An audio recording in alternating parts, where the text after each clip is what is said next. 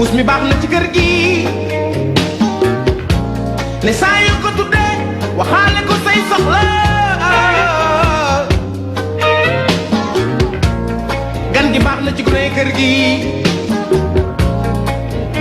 jërëjëf mbokk yi ci ni ngeen àndee ak ñun seen télévision Futurs Médias seen émission sama kër boo leen gisee dugg si bi ngeen xam ne tey jii j'ai retrouvé ñi nga xamante ne ñoo bokk ci njabootu donc sama kër waa Banque de l'Habitat du Sénégal noonu laa leen mën a woowee mais tey nag dañuy seet si ki nga xamante ni moom mooy Mamadou Bocar Sy moom moo jiite association bi ëmb banque yi ak institution établissement financier yi nekk fii ci suñu réew waaye léegi dañoo tënku ci fédération waxoon naa leen ko moom aussi moom moo ko rek daal di jiite ci émission bi passé gis ngeen Souleymane Soumaré waxtaan na lu bëri ci xew-xew bi amoon foofee ca Abidjan ci ligne boobu la ñu rek daal di wéy waxtaan ak président bi ci li nga xamante moom moo wundu lii di événement boobu mais aussi wax perspective yi nga xamante ni moom mooy jëm ci seen association. Mamadou Bocar Sy maa ngi lay nuyu bu baax a baax. maa ngi lay gërëm Dieynaba. ah très heureuse parce que gëjul ngeen ko gis émission sama kër te moom bu ci bokkul rek sama émission du neex.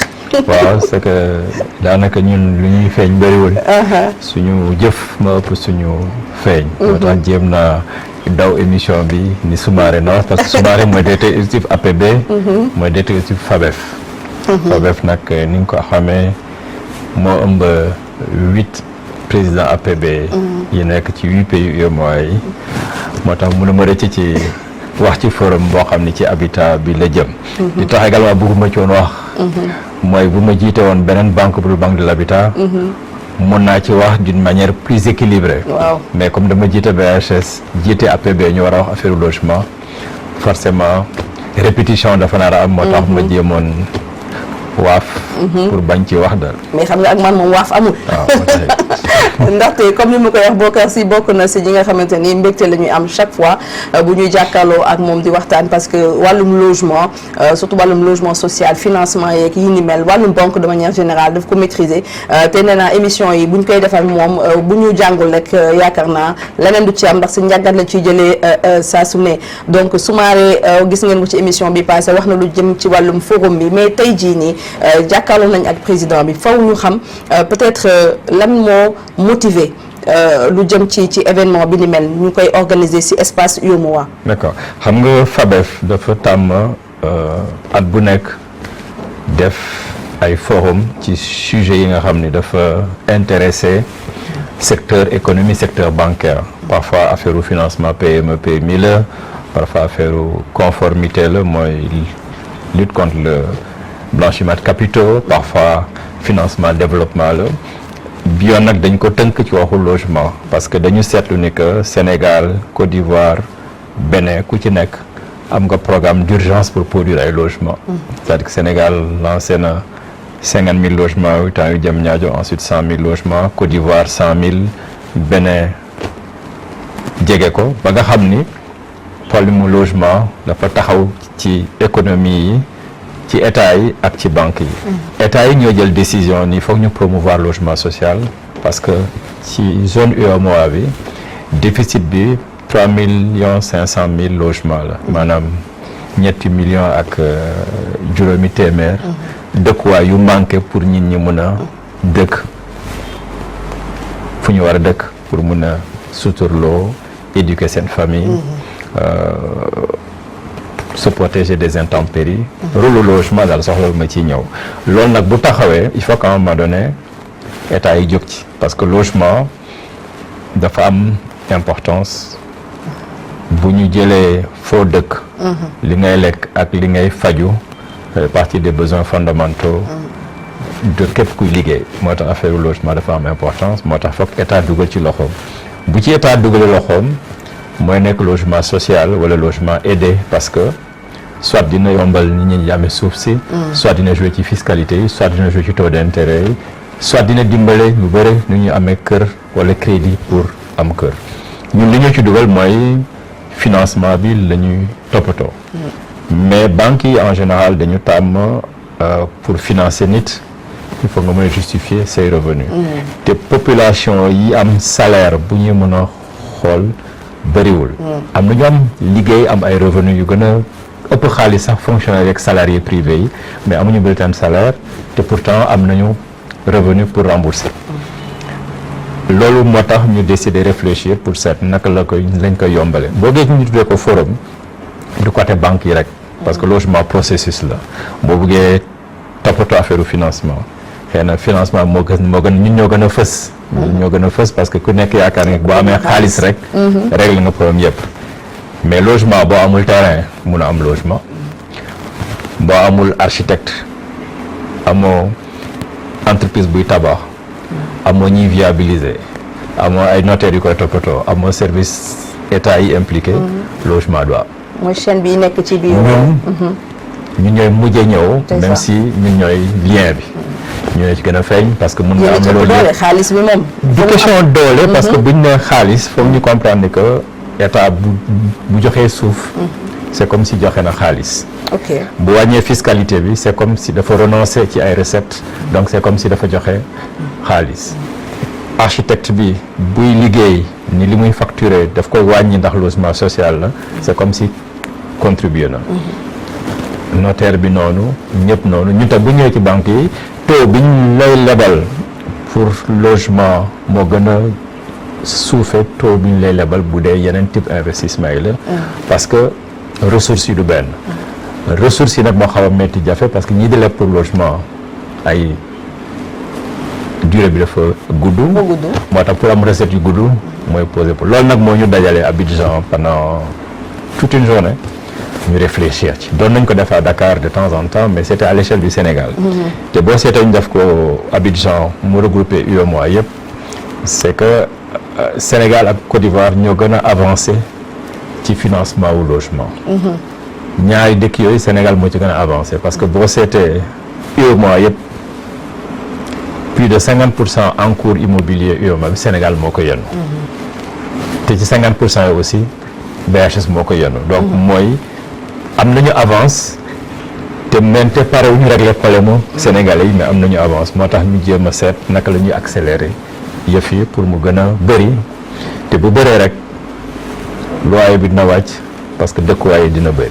mais dafa mel ni problème yi am Sénégal moom moo am Côte d'Ivoire moom moo am Bénin moom moo am Mali parce que je pense que nekk mburu mi foofu yëpp. c'est-à-dire que lay xamee du ma ne ko xoyam mi mais dafa lay xamee parce que promoteurs yi ñoom ñëpp ils sont confrontés aux presque même difficultés ba ngeen si waxtaanee toute une journée yan jàngat ngeen am tey pour pouvoir un peu régler ce problème-là. il faut nga may ma aussi ma expliquer parce que forumu Abidjan bi jotuma ci bokk ci wax ji parce que ci organisation bi la bokk. lu tax bokk woon ci mais parce que boo jiitee dara. da ngay bàyyi de temps en temps da nga ci génn d'autant parce que li ñuy wax. yow mooy sa liggéey tous les jours. bu ñuy tabax il faut ñu comprendre ni que ay métiers yu bëri ñoo dajaloo. métiers yu bëri dañ leen normé c'est-à-dire que banque du jóg def lu ko neex. notaire du jóg def lu ko neex géomètre du jóg def lu ko neex. entrepreneurs yi promoteurs yi. ñu ci bëre nag dañ leen war a organiser. parce que boo seetee suñu dëkk déjà amoon na Sicap ak HLM ay promoteurs publics lañu. ensuite ay promoteurs privés. profession bi c'était réglementé. c'est une profession qui a beaucoup d'intervenants yoo xam ni segment intervenant boo jël rek am na ay difficultés. yëpp nag bu jaaree yoon mooy permettre kii jënd am un logement de qualité. am na benn spécificité sénégalais également bu ñu am mooy suñu dëkk nu mu bindoo Dakar affaire suuf daf fi mas a cher pas ci actualité bi mais Dakar presqu'île la. presqu'île nag mooy loo xam ni c'est pas extensif waaye boo jëlee Bamako dëkk bi day dem. mun nga dëkk fu la neex boo amee tali ak ñoom seen mais Dakar concentration bi am ci superficie Dakar ndox wër ko benn sortie moo amoon. tabax Dakar. dafa xawoon métti mais malheureusement également activité économique Dakar la concentré woon mooy ñu bëri fii lañ doon liggéey fii lañ doon fanaan bu ñu defee infrastructure génn dëkk bi dina favoriser ñi ñi dëkk fu sori pour mun a am terrain yoo xam ni ça coûte moins cher qu'à Dakar. boo seetloo il y a quelques années ni nga am terrain ak boo jëlee 15 millions mun nga ci jënd terrain tabax. là actuellement boo amee 15 millions terrain. doo ko am donc loolu mooy woon ni que offre rek demande bi ak ni Dakar xate tax na yëf yi cher avant également viabilisation yi eggul woon yel niveau de prix yi te état Sénégal doon na ci jàpp lu bëree loolu moo tax ñu jéem a indiwaat ay structures yoo xam ne dañuy jàpp ci viabilisation yi pour que banques yi wàññi seen taux c'est déjà effectif mais promoteurs yi également seetaat seen marge yi parce que avant boo amoon projet programme social bi marge bi dañ koy limité loolu depuis ñu libéraliser yëpp nag ça devient assez compliqué l'État renonce à sa fiscalité les banques renoncent à leur taux les autres gardent leur balance. Mais est-ce que le promoteur di peut-être mixité bi war a am si conception ou programme yi moom moo amul peut-être je dis n'importe quoi 60% de logements sociaux yeneen yi si des nga mën ko def ay peut-être logement de standing yu lay permettre peut-être fi ngay perte nga mën a gagner feneen. Disons bu ñu la subventionné pour un programme social il y a un minimum de logements sociaux à faire. D'accord. Mais li ci des mën nga def logement bu la neex pour deux raisons. On considère que logement social doo ci gagner lu bëre wala doo ci gagner. Mais bu ñu la permettre ci 100 logements nga def 30 logements sociaux. 70 logements yi ngay def jaay ko prix normal di nga ci mën a def marge boo xam ni dina compenser li ngay gagner fii. Donc loolu la ñuy tuddee péréquation. Parce que dañu estimer que ñi ñëw ji doole war ñu leen dëkkal ñoom rek ci benn bërëb jël ñeen ñu ëpp doole fële dañu jox ku nekk boole ci mun nañu yem terrain man ak yow. man mun naa démarrer benn pentre yow nga démarrer benn étage bu mu amee xewal di tabax ba dàpp la l'essentiel mooy na nga am un début de logement parce que logement dañ koy améliorer on a l'habitude de dire que logement du màgget poste borom rek mooy bañ am xaalis mooy sonn rek par contre bu terrain bi placé wul bu baax viabiliser ñu ko bu baax munoo fa tabax lu viable maintenant il faut également que ku nekk dëkk en fonction de sa taayu famille ak évolution famille bi et surtout que avant promoteur ba ñuy tabax dañuy seet clientèle yi ñuy ciblé seen capacité d'endettement lu ñu attan ñu defar ay logement yu méngool boo seetee Sicap boo amee seetlu nga xam ni que bâtiment yëpp a niroo woon ci benn terrain bu mag ñu def ci ay tuiles boo bëggee dem ci ko da ngay teggi tuile rek def sa daal nga yéeg qui fait que liberté 1 2 3 presque ñoo yem mais c'était tellement bien fait que ku nekk da ngay dagg en fonction sa taille famille léegi dëkkuwaay aussi foog ñu penser waat ko parce que ñun avant repenser à la ville dinañu toog suñu kër waajur yi bay ba commencer liggéey ñun léegi suñu doom yi terminal ñu dem donc dañuy ko tabax kër def ay néeg pour doomam yi donc ñu yeewu dem mu obligé toxu parce que ba kër gi rëy na c'est-à-dire qu'il faut que également que nit ñi xool dëkkuwaay pour lan la c'est pour le confort d'habiter ak sa taayu famille. Bon, voilà, ça c'est un autre débat, on pourrait y rajouter les architectes et tout parce que ñun inconvénient banque bi mooy comme on les reçoit tous, on finit par avoir les informations. Mais j'aime bien en général ay débat yoo xam ni corporation bu nekk mu ngi fi comme ça duñu wax ni que banque yaa ngi ñuy xas. mais justement mais il faut ma laal tuuti ci promoteurs yi parce que wax nga ko marge bi nga xamante ne ñu ngi koy teg peut-être si yenn kër yi comment on peut faire pour réguler ça au niveau des banques bien entendu. Les banques ne peuvent pas réguler. Ok. C'est l'autorité publique qui peut réguler. D'accord. Par contre, les banques peuvent avoir des interventions discriminantes. Ñun par exemple. Je suis très gêné de parler de l'expérience de la BHS parce que BHS indi ko fi tey mais bu ma jëlee benn exemple par exemple bu promoteur di tabax am ay logements sociaux yu ëpp logement standing yi taux bi ñu koy lebal moo gën a suufee que kii indi ay logement standing kese bu ñuy financer Sénégal aussi bu jënd logement kii jënd logement social moo am taux bu gën a néew que kii jënd logement boo xam ne du social c'est un aspect discriminatoire bu intervenant bu nekk doon dawal yërmande ci loolu dina dem loolu nga dafa am histoire parce que bi ñu créé banque bi dañu tuddee un système de prêt aidé de prêt ordinaire État mettre à la disposition des fonds pour bonifier daanaka jotatuñu fonds yooyu depuis les années 87 88 89 mais ba léegi ñu ngi koy def yow boo ñëwee par exemple di leb ak benn koo xam ni salaire u 450 000 la yor yow nga yor salaire u 1 million 450 bu ngeen di jënd kër bu bokk prix ak yëpp moom taux bi muy am moo gën a néew que sa bos parce que dañuy considérer que mun nga moom foog ñu jàppale ko loolu mooy expliquer coopérative d'habitat yi je pense que madame Gaye expliqué na la ko de long en large mais je pense également que il faut que ñu déconstruire idée bi nekk autour ci promoteur immobilier yi. Quelle que soit qualité wu promoteur immobilier bi l'essentiel c'est que mu mun a entouré wu de personnes compétentes. Dafa am benn exemple bu ma tàmm ma joxe ci wax yi mooy exemple Kenny ak Lobat Fall. André Kenny c'est un géomètre, il a fait beaucoup de projets sociaux parce qu'il a su se faire entourer. Lobat Fall c'était un transporteur. ba léegi def na ay cités yoo xam ni ñuy màggetee sax bokkul ñeen cité màgget tellement c'est de la qualité.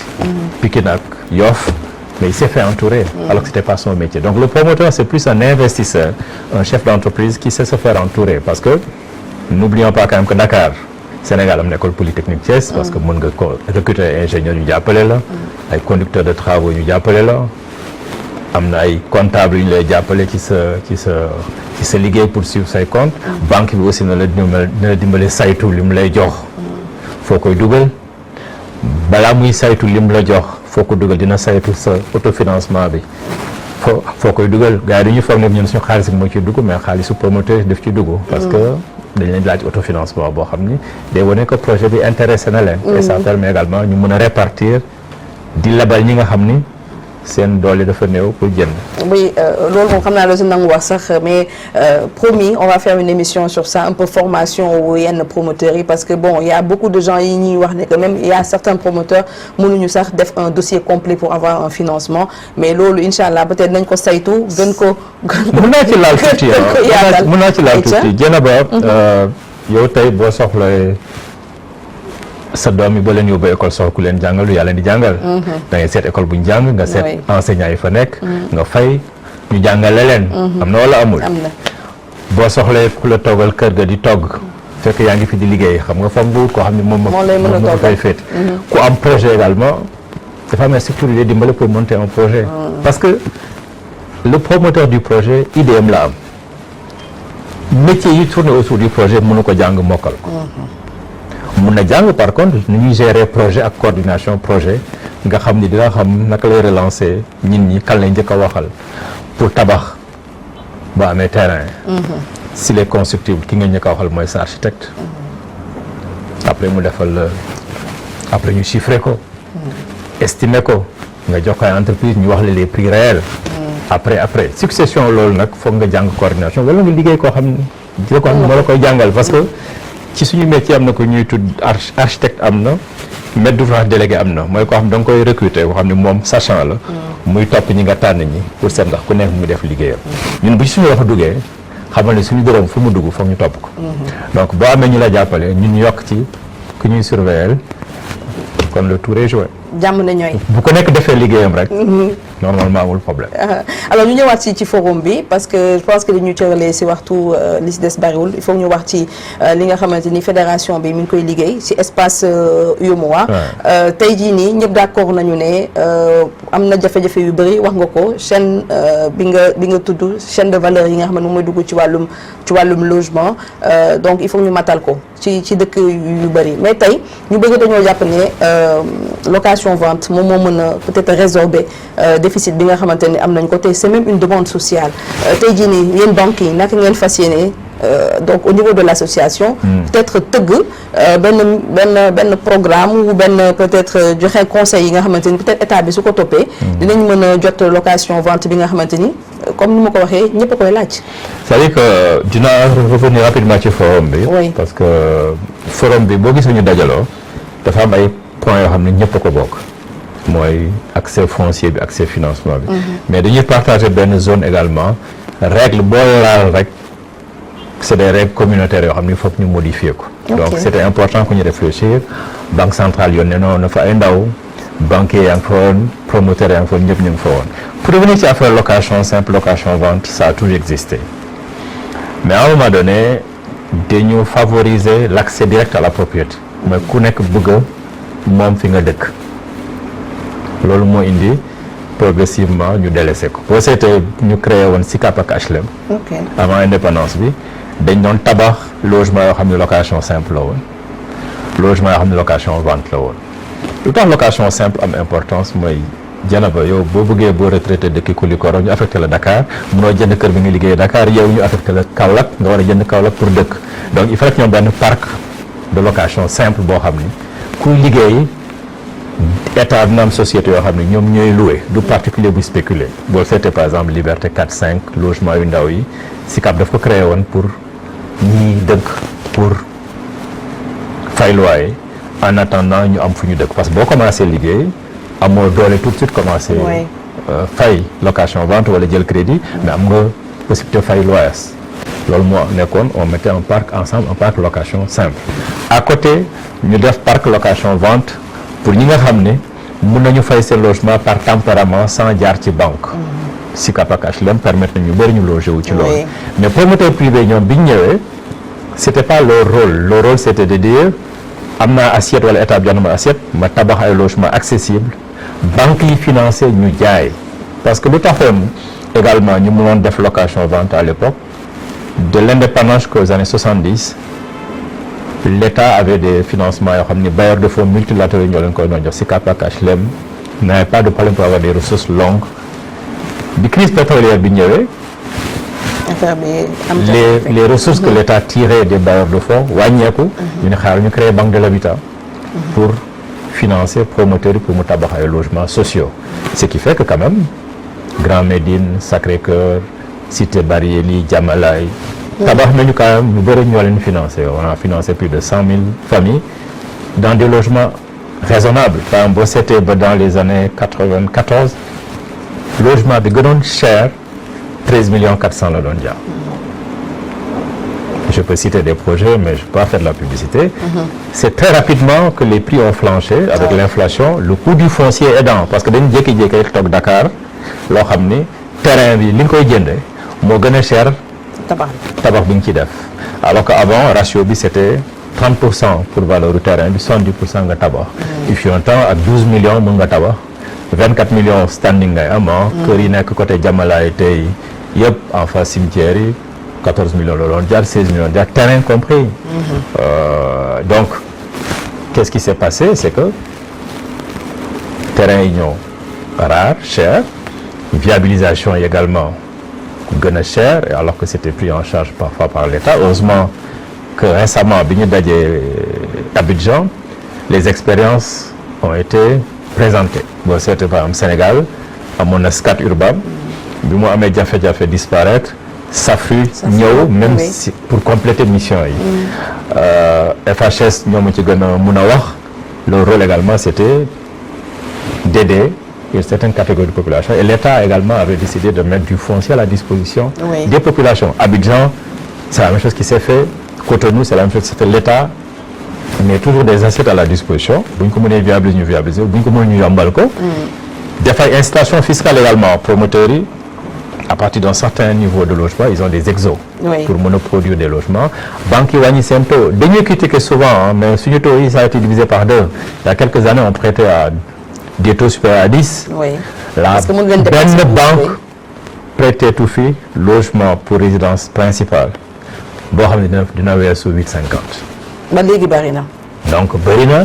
mais man bu ma wut xaalis di ko lebee ci marché bi 6 5 wala 7 benn marge bu ndaw laa ci am. nga laaj ma tijji agence partout boo soxla interlocuteur nga am qualité de service. c'est des coûts incompressibles. mais bu revenu yi baissé rek dina baissé xam nga en France par exemple. boo seetee le livret A bu ñuy wàññi rémunération mu nekk ay 0 et quelques c'est pour que les banques puissent prêter à 1 ou à 2. On a la caisse des dépôts et de consignation qui pourrait également jouer un rôle en mettant des revenus pour le logement pour qu'on puisse faire mieux ce qu'on fait déjà assez bien au Sénégal. loolu la tam wax ñu. donc wax na location vente bi aussi boobu beneen. mais location mu ngi ñëwaat mu ngi ñëwaat. j'espère l'essentiel c'est que qu'on ait des types de financement capable de financer la location vente et la location simple parce que bu ñuy financer location vente ak location simple promoteur bi ñuy financer sur du long terme pour que nit ñi di rembourser par tempérament bu ñuy financer client bi muy jënd directement court terme la ñuy lebal promoteur bi le temps du projet si c'est 24 mois ku jënd mu solde donc c'est uniquement des problèmes de montage je pense que les banques à chaque fois qu'on a des ressources longues adaptés am ay promoteurs sérieux qui remboursent leurs engagements mais qui savent également livrer les projets dans les délais parce que mën nga jël un projet bu ñu war a livrer en 2 ans nga livrer ko en 5 ans les coûts vont augmenter les frais vont augmenter et la clientèle bi ngay cibler ils vont vieillir également parce que bu ñu toogee di xaar mu def 4 ans bu ñu mënoon leb sur 20 ans ils vont s'endetter sur 16 ans après ñu yuuxu ci banques yi ni oui banques yi mu ñu leble bon ñun daal dañuy wax nu ko daal amaan voilà. Alors la dernière question c'est par rapport un peu aux perspectives hein. Alors tey voilà la fédération def nañu un événement disons mën naa wax sa benn lël mën nañu ko waxee noonu à Abidjan après c'est quoi la suite lan ngeen fas yéene tegaat ci table bi pour gën a peut-être ñi tim comprendre seen liggéey mais surtout aussi discuter des questions de l'heure. Disons la fédération ñun on a un mandat c'est un mandat tournant ñun suñu mandat fin 2024 bi lay jeex. On a fait le forum. Les conclusions vont être partagées. Okay. Les autorités dañ leen koy jébal. C'est des thèmes de réflexion. Okay. Mais il y aura un comité de suivi. Les banques seront toujours là hein, parce que même si le mandat se termine, le Sénégal sera toujours membre du comité exécutif. Okay. Parce que c'est dirigé à chaque fois par un des présidents, c'est par ordre alphabétique. Le prochain président, c'est le Togo. C'est le président de l'APB du Togo. Bon, on se voit régulièrement. Nous sommes une association, fédération, on se voit au moins 4 fois dans l'année. Okay. Et régulièrement, nos équipes se réunissent également. Mais affaire au logement bi moom yaakaar naa ne que Sénégal ak Côte d'Ivoire ñoo nar a porter réflexion bi ak test yi. Mais du ñun rek parce que SFI ak Banque mondiale ñu ngi suñu wetu état yi pour dimbalewaat ñu pour seet naka la ñu yokkee ressources yi pour ñu financer logement bi. Je pense que la chance qu'on a c'est que les bailleurs de fonds et nos États ont repris en charge la question du logement parce que ñu ba question logement bi dafa am importance boo xam ne ñu bëri duñ ko gis. La première fonction c'est de loger nos compatriotes mais il n'y a pas plus producteur d'emploi que le logement. Oui.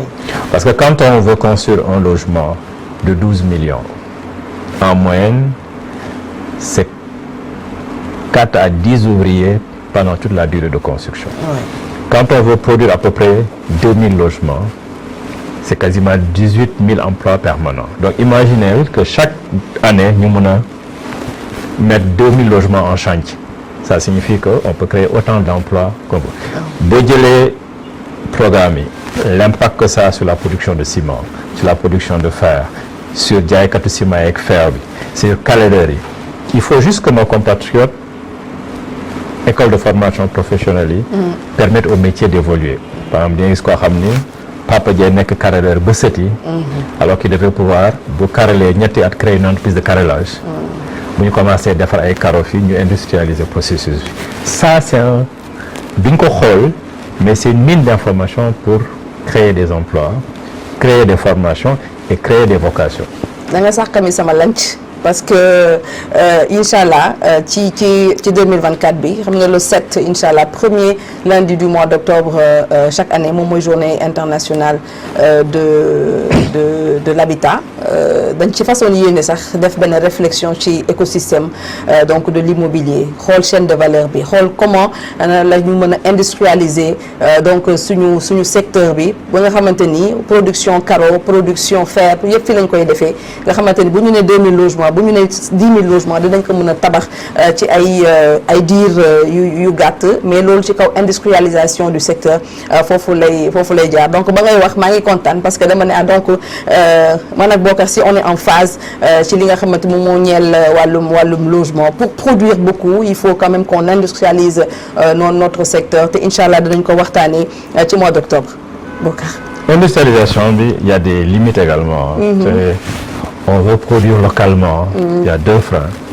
Il faut qu'on puisse acheter localement moins cher et de même qualité que li ñuy importer ji. tey yow jënd ba ku la joxoon terrain béton nga ci def couler. damay caricaturer un peu.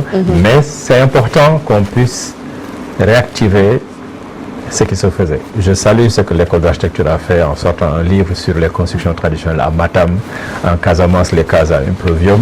Mais il faut que ça revienne. Oui. Il y a quelques années, temps où Abdou Diouf la woon, on avait construit des logements sur la VDN qui n'existaient pas, en bois que les Canadiens voulaient tester. Il y avait 3 prototypes. Maintenant, maa ngi jàng dañ ko mujj a may la Fédération des associations féminines parce que kenn jëlu ko. Amoo, c'était un procédé de construction industrielle. Au-delà des problèmes techniques qui ont amené la société a arrêté, il y avait pas d'engouement. Alors que Amo pouvait faire des logements qui coûtaient 3 millions, des logements qui coûtaient 4 millions, les logements les plus chers d'Amo coûtaient 8 millions sur de grands terrains. Aujourd'hui, bon, c'était l'IFADES Beriwoul, c'était des logements avec des pavés pour faire les modifications que nous souhaitons. Ça demande l'aspect coût, la contrainte technique, mais beaucoup de travail dans le mental et dans... Panéliste d'office. Voilà. Donc, yaa ngi ci biir. À condition que ce soit gratuit pour les banques. Non, il n'y a pas de problème. Inch'Allah, Inch'Allah. Mamadou Bocar Sy lu war dafa am solo parce que BTC ñun dañu koy jàppale parce que am na émission yu bëri yu ñuy def ci BTC. Aussi am na benn reportage bi ñu defoon ci TIFA, la construction donc bâtiment ak TIFA. Loolu yëpp Inch'Allah dinañ ko ñëwaat ci émission Sama Kër. En tout cas, Mamadou Bocar Sy, merci beaucoup. Merci également. Vraiment toujours un plaisir de faire face donc à Mamadou Bocar Sy waxtaanee lu jëm ci wàllum financement parce que wax naa ko chaque fois njëriñ lañ ci rek daal di jëlee remercier bu baax a baax association bi ëmb donc les banques ak établissement financiers yi nga xamante ne léegi ñu ngi ci espace UEMOA di def liggéey bu am solo remercier équipe bi ma àndaloon of May Lamine ci caméra bi Moussa Sène ci montage bi jàngeen jëf léegi nag dañ doon xaar pënd bi wuri comme que pënd bi wuri na nag dinañu def tamit spécial Sama Kër daal di koy jagleel li nga xamante ni mooy wàllum foncier bi rawatina nag foncier bi nekk ci wetu géej pour xool un peu li nga xamante moom moo ci rek daal di nekk loolu nag incha allah ci suñu yeneen émission lay doon jàngeen jëf. Merci. saa yoo ko dàqee wax ci say soxla